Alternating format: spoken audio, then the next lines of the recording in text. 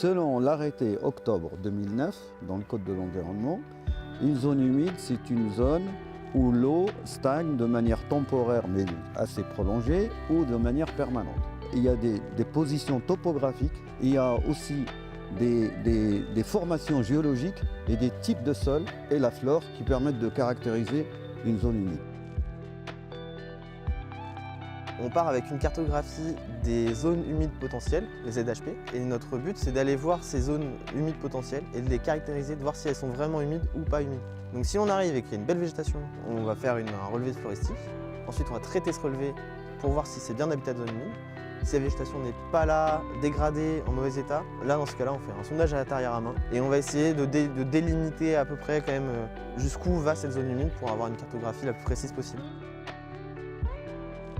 Alors l'inventaire des zones humides il peut être fait toute l'année, donc plutôt période automne-hiver pour les sondages à l'intérieur à main et donc plutôt période printemps-été pour la flore. Pour les communes, c'est réglementaire.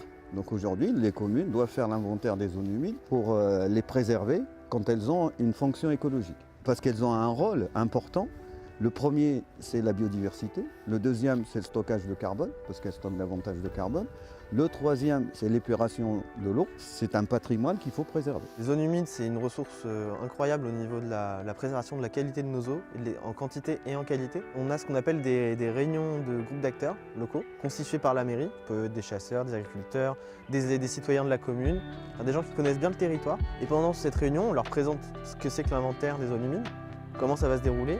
Et à la fin, on regarde ensemble la cartographie des zones humides potentielles pour obtenir des contacts de personnes à qui contacter pour aller sur la parcelle ou également nous dire là ici, sur notre cartographie ça apparaît pas, mais pour moi là-bas c'est humide.